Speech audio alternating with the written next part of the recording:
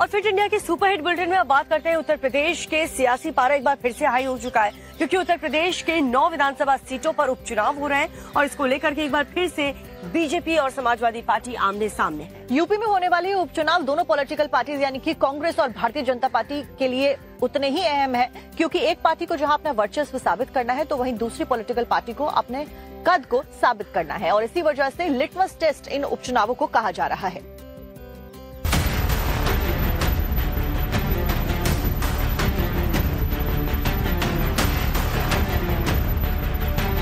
Bharatiya Janata party गठबंधन जीतने जा रहा है। जहां ऐतिहासिक परिणाम समाजवादी पार्टी के पक्ष में होगा, वहीं हार का ऐतिहासिक परिणाम भी भारतीय जनता पार्टी के पक्ष में आएगा। जातिवाद, तुष्टीकरण, यह तीनों के लिए उत्तर प्रदेश में कोई स्थान नहीं है।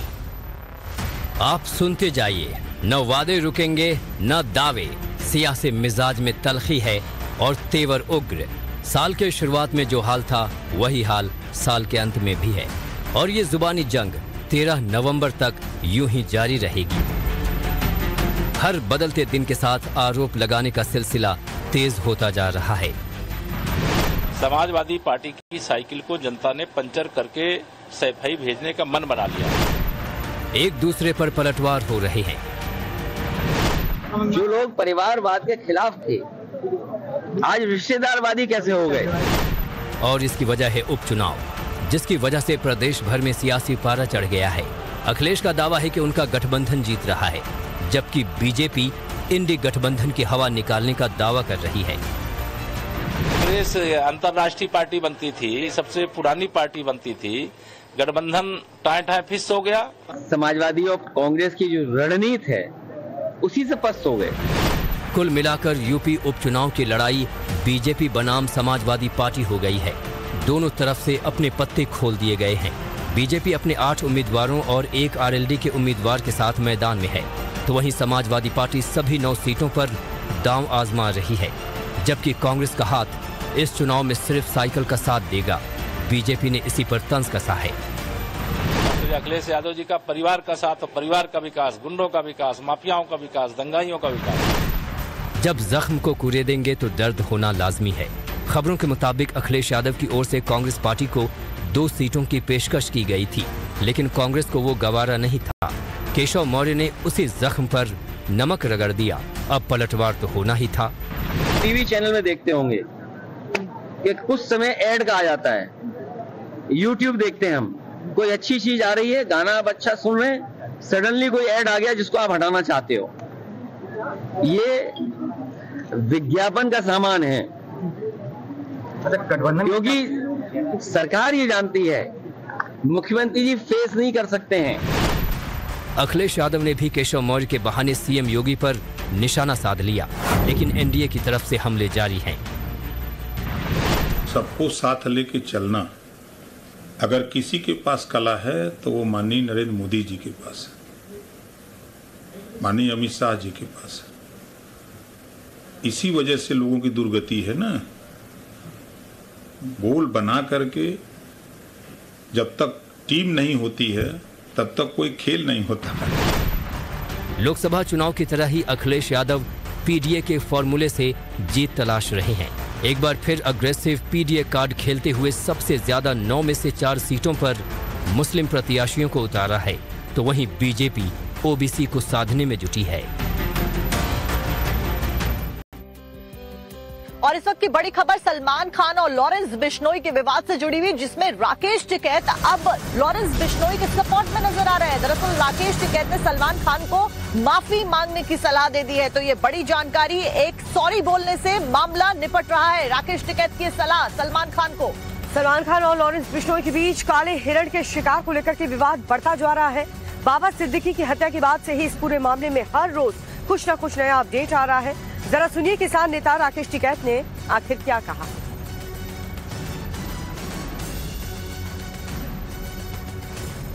बिश्नोई समाज वो पर्यावरण और जीव की रक्षा करता है। उनका एक विवाद चल रहा,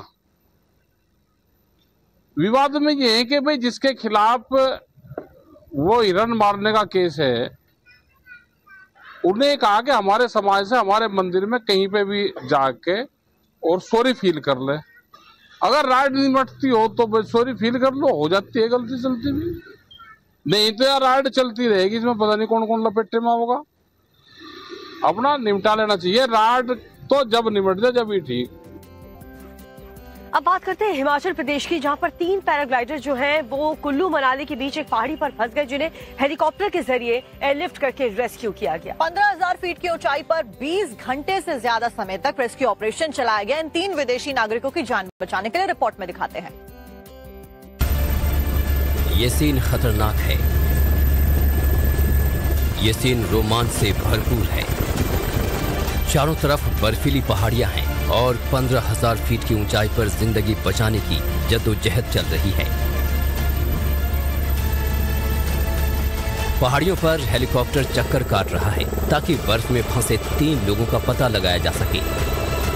ये घाटी काफी दुर्गम और खतरनाक है, ऐसे में हेलीकॉप्टर से रेस्क्यू ऑपरेशन चलाना खतरों से भरा हुआ है। लेकिन इसी को कहते हैं जज्बा, अपनी जान को जोखिम में डालकर दूसरों की जिंदगी की हिफाजत करना। हेलीकॉप्टर से रेस्क्यू ऑपरेशन की ये तस्वीरें हिमाचल प्रदेश के कुल्लू की हैं। पहाड़ों में फंसे 3 विदेशी पैराग्लाइडर्स की जान बचाई गई। दरअसल हिमाचल के कुल्लू और मनाली की 15,000 फीट की ऊंची पहाड़ी में 3 विदेशी पैराग्लाइडर पायलट फंस गए थे। न्यूजीलैंड, ब्रिटेन और ऑस्ट्रेलिया से तीनों पायलट हैं। तीनों पैराग्लाइडरों ने बीर से मनाली के लिए उड़ान भरी थी। इस दौरान वो सभी फुंगनी धार की पहाड़ी में फंस गए थे। तो वहीं खबर मिलते ही बचाने की कवायद शुरू हो गई। करीब 20 घंटे की कड़ी मशक्कत के बाद तीनों विदेशी पर्यटकों को हेलीकॉप्टर की मदद से रेस्क्यू किया गया। फिलहाल तीनों पैराग्लाइडर्स को इलाज के लिए अस्पताल में भर्ती कराया गया है। और इस बीच एक बड़ी खबर आपको बांग्लादेश से बताने जा रहे हैं, जहां पर हिंदू समुदाय से जुड़ी बड़ी खबर। हिंदुओं का बहुत बड़ा प्रदर्शन बांग्लादेश में इस वक्त देखने को मिल रहा है। चटगांव की सड़कों पर बड़ी तादाद में हिंदू उतर आए हैं। प्रदर्शन उनके द्वारा किया जा रहा अपनी मांगों को लेकर। बांग्लादेश सरकार के सामने 8 मांगे हिंदुओं के द्वारा रखी गई हैं। हिंदुओं के उत्पीड़न रोकने की डिमांड की गई है। बांग्लादेश में सुरक्षा को लेकर हिंदू फिलहाल बड़े स्तर पर रैली कर रहे हैं। अल्पसंख्यक संरक्षण अधिनियम लागू करने की मांग भी इन 8 मांगों में से एक हिंदुओं के द्वारा बांग्लादेश में उठाई गई है।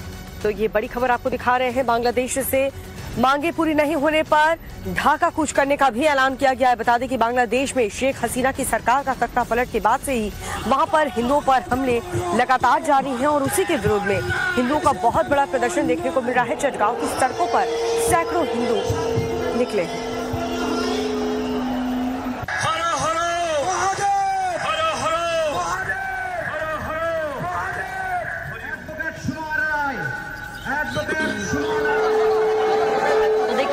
बांग्लादेश से दिखा रहे हैं जहां पर हिंदू सैकड़ों की तादाद में सड़कों पर मौजूद हैं। 8 मांगों को लेकर हिंदू सड़कों पर उतर आए हैं। हिंदुओं के उत्पीड़न रोकने की मांग सामने आई है। मांग पूरी नहीं होने पर यह भी कह दिया गया है कि यह प्रदर्शन यूं ही जारी रहने वाला है और ढाका की ओर इनके द्वारा कूच किया जाएगा। आपको बता दें कि बांग्लादेश में शेख हसीना की सरकार का तख्ता पलट हुआ था। उसके बाद से लगातार हिंदुओं के ऊपर हमले हो रहे हैं। हिंदुओं को बाहर जाना पड़ रहा है और प्रदर्शन इस तरीके से अपनी मांगों को लेकर, अपनी सुरक्षा को लेकर बड़े स्तर पर करना पड़ रहा है। और ये तस्वीरें इस बात का प्रमाण पेश करती हैं। बड़े स्तर पर फिलहाल हिंदू एकजुट होते हुए नजर आ रहे हैं। बांग्लादेश की सड़कों पर उतरते हुए नजर आ रहे हैं। अपनी सुरक्षा की मांग उठा रहे हैं और इसके साथ साथ में 8 अन्य मांगों को लेकर वो सड़क पर फिलहाल उतर गए हैं।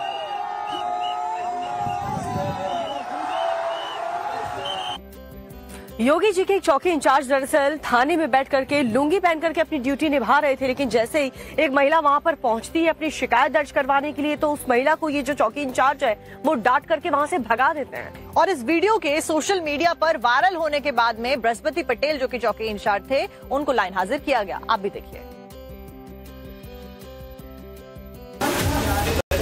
यूपी में अजब है, यूपी में गजब है। यहाँ तो दारोगा बाबू लुंगी पहनकर ड्यूटी कर रहे हैं। ना तो तन पर वर्दी है और ना ही खाकी पैंट और ना ही सिर पर टोपी। दारोगा जी तो लुंगी में आराम फरमा रहे हैं। ऐसा लग रहा है मानो ये पुलिस चौकी नहीं बल्कि इनका बेडरूम है। और तो और उसने फरियादियों को डांट कर भगा दिया। चौकी इंचार्ज ऑन ड्यूटी लुंगी पहनकर चौकी के अंदर मौजूद है। इस तस्वीर को देखिए और समझिए कि उत्तर प्रदेश में पुलिस की स्थिति कितनी लचर है। ये सनसनीखेज मामला उत्तर प्रदेश के मऊगंज जिले के हाटा चौकी का है, जहां चौकी प्रभारी बृहस्पति पटेल लुंगी पहनकर कुर्सी पर बैठे नजर आए और जब एक महिला फरियाद लेकर उनके पास पहुंची तो उसने महिला को डांट कर भगा दिया। शांत रहो।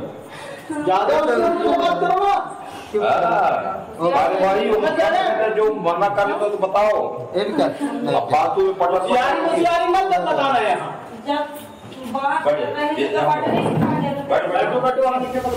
चौकी इंचार्ज बृहस्पति पटेल अक्सर विवादों में रहते हैं। इससे पहले पिपराही चौकी में पोस्टिंग के दौरान ट्रक चालकों से खुलेआम अवैध वसूली करने का वीडियो वायरल हुआ था, जिसके चलते वो निलंबित भी हो चुके हैं।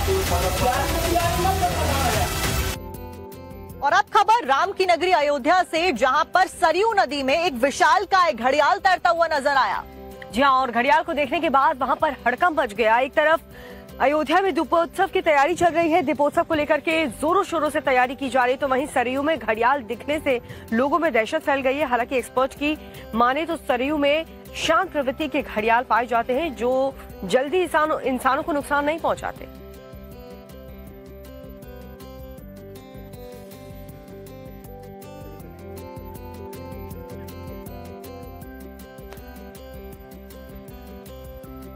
और इसी के साथ में आगे बढ़ते हुए आपको अगली खबर बताते हैं मर्डर से जुड़ी हुई।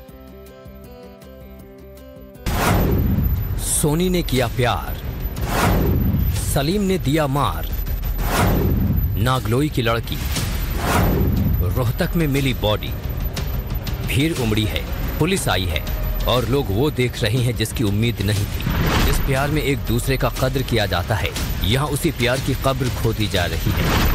प्यार की ये अधूरी कहानी सोनी की है, जो दिल्ली के नागलोई में रहती थी, लेकिन अब वो इस दुनिया में नहीं है।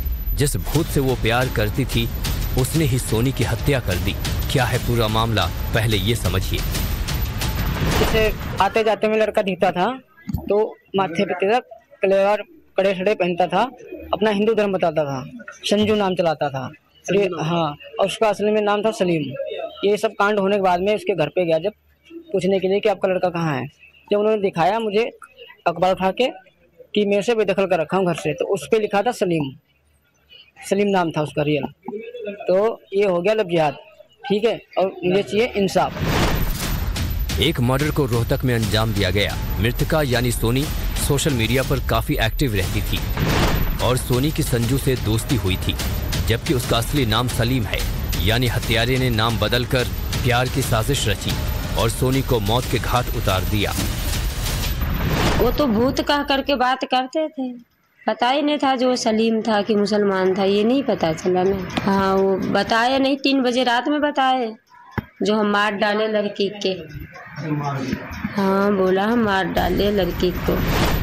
लड़की के घर वाले जानते थे कि सोनी किसी से प्यार करती है, लेकिन लड़की और लड़के के मजहब में फर्क है, ये किसी को जानकारी नहीं थी।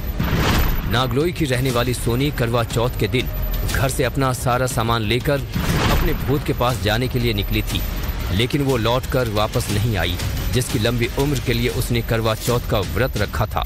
उसी सलीम ने सोनी की हत्या कर दी और फिर शव को जमीन के 4 फीट नीचे दफना दिया। जानकारी के मुताबिक सोनी 7 महीने से प्रेग्नेंट थी और सलीम पर शादी के लिए दबाव बना रही थी और इसी बात पर दोनों के बीच लड़ाई होती थी।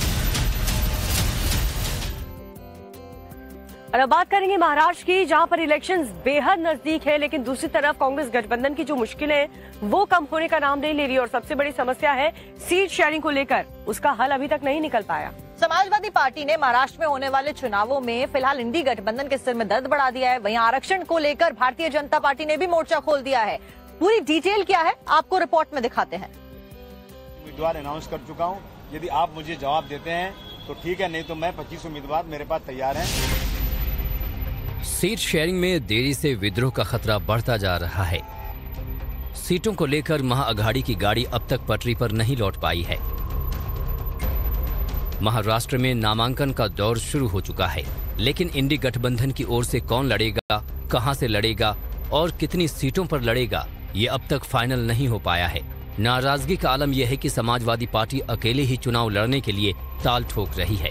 पवार साहब ने कहा कि बिल्कुल आप आराम से बैठिए और कल दोपहर तक हम पक्का कर लेंगे। दोपहर तक पक्का हो जाएगा सीटें। आपकी जो सीट मांग है वो जायज है। हम कोशिश करेंगे आपको 5 सीटें वो मिलें। और अगर 5 सीटें नहीं मिलेंगी, मैंने कहा कि फिर नहीं मिलेंगे तो फिर मैं आजाद पंछी की तरह से जो चाहूँ करूँ। मैं 25 सीटें आप लड़ेंगे? 25 पक्का लड़ूंगा। समाजवादी पार्टी के इस विद्रोही तेवर पर महाअघाड़ी की तरफ से कोई बयान तो नहीं आया, लेकिन यूपी के मंत्री और एसबी-एसपी के अध्यक्ष ओम प्रकाश राजभर ने इस पर तंज कसने में जरा भी देर नहीं की।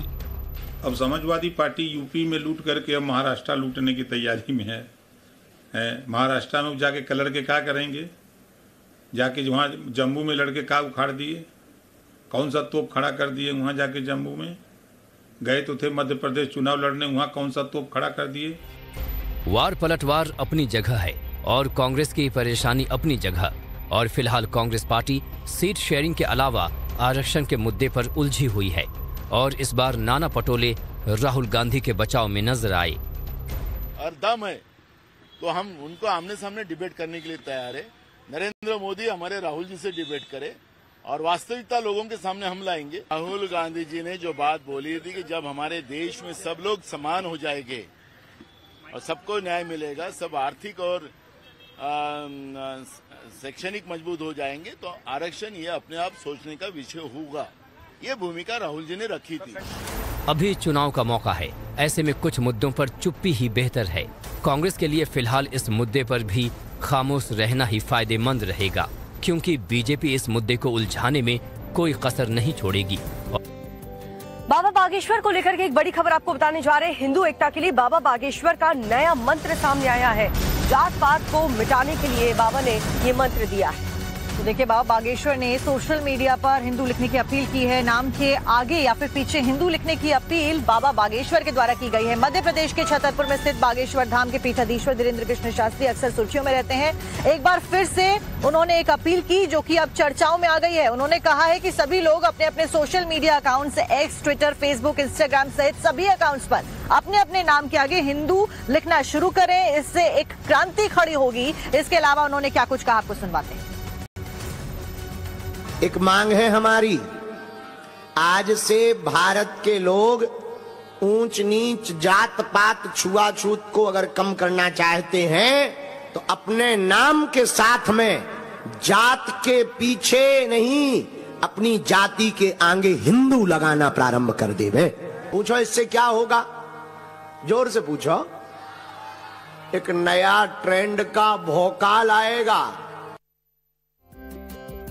और अब आगे बढ़ते हुए अगली खबर का रुख करते हैं। अमेरिका में रह रहे खालिस्तानी आतंकी पन्नू को लेकर ये जानकारी, जिसके ऊपर एनआईए ने शिकंजा कसना शुरू कर दिया है। 6 मामलों के तहत लगातार इन्वेस्टिगेशन एनआईए की टीम के द्वारा की जा रही है। इसके सिवाय जो प्रॉपर्टी है गुरपंत सिंह पन्नू की, उसके ऊपर भी उसको कुर्क किया गया है। एनआईए की टीम लगातार पन्नू पर एक्शन लेती हुई नजर आ रही है। अब तक उसकी 3 प्रॉपर्टियों को सील भी कर दिया जा चुका है। चंडीगढ़ सेक्टर 15 में उसके बंगले को साल 2023 में ही सील कर दिया गया था। तो वहीं अमृतसर में उसकी प्रॉपर्टी को भी सील किया गया। पन्नू के खिलाफ में रेड कॉर्नर नोटिस भी जारी कर दिया गया है। देखिए, एनआईए की तरफ से लगातार पन्नू पर कार्रवाई की जा रही है। अब तक उसकी 3 प्रॉपर्टीज को सील किया जा चुका है। चंडीगढ़ सेक्टर 15 में उसके बंगले को साल 2023 में ही सील किया जा चुका था। तो वहीं अमृतसर में उसकी प्रॉपर्टी को भी सील कर दिया गया है। पन्नू के खिलाफ रेड कॉर्नर नोटिस भी जारी किया गया है। इसे हमारे सहयोगी मनोज कुमार की चंडीगढ़ से एक्सक्लूसिव रिपोर्ट में देखिए।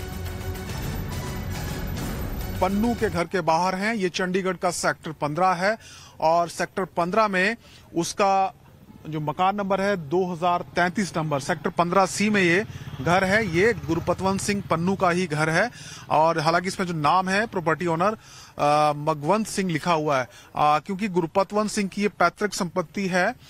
उसके 2 भाइयों का भी हिस्सा इसमें बताया जा रहा है। तो इसी प्रॉपर्टी को एनआईए ने सीज किया था, या हम कहें उसको जब्त किया गया था। और ये आप देखिए, उसके घर के बाहर एक बड़ा सा बोर्ड लगा हुआ है जिसपे लिखा हुआ है प्रॉपर्टी कॉन्फिस्केशन नोटिस और 1/4 शेयर ऑफ हाउस नंबर 2033, यानी कि 1/4 जो हिस्सा है इस मकान का वो जब्त किया गया है। घर में अब सिर्फ एक कोई जो केयर टेकर है वो रहता है, उसका जो भाई है या उसके जो बाकी रिश्तेदार हैं, अब वो कोई यहाँ पर रहता नहीं है।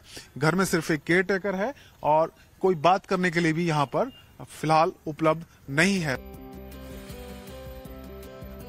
और दिल्ली के पूर्व सीएम अरविंद केजरीवाल पर पदयात्रा को लेकर के एक बड़ी खबर आपको बताने जा रहे हैं, जहां पर दिल्ली में अरविंद केजरीवाल पर हमले की कोशिश की जा रही है। पदयात्रा के दौरान केजरीवाल पर हमला। आम आदमी पार्टी ने भारतीय जनता पार्टी पर हमला कराने का आरोप लगाया है। बीजेपी के गुंडों ने केजरीवाल पर हमला किया है, आतिशी का ये कहना है। तो दिल्ली की मुख्यमंत्री आतिशी ने ये आरोप भारतीय जनता पार्टी के ऊपर लगाए हैं। बीजेपी की गंदी राजनीति का सबूत मिल गया है। केजरीवाल को मारना चाहती है बीजेपी, आतिशी के द्वारा कहा गया। दरअसल केजरीवाल विकासपुरी में पदयात्रा निकाल रहे थे, तभी उन पर हमला करने का आरोप लगाया गया है। दिल्ली की मुख्यमंत्री आतिशी ने कहा कि बीजेपी केजरीवाल को मारना चाहती है।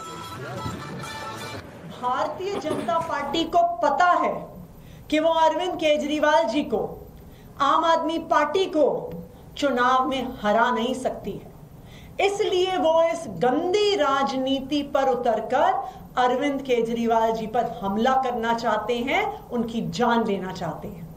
जिस तरह से जेल में इंसुलिन रोककर मारने की कोशिश करी थी, आज अरविंद केजरीवाल जी की पदयात्रा में उन पर जानलेवा हमला कराकर उनकी जान लेने की कोशिश की जा रही है। मैं भारतीय जनता पार्टी को यह बताना चाहती हूं कि अगर अरविंद केजरीवाल जी को कुछ भी हुआ तो दिल्ली के लोग उन्हें कभी माफ नहीं करेंगे।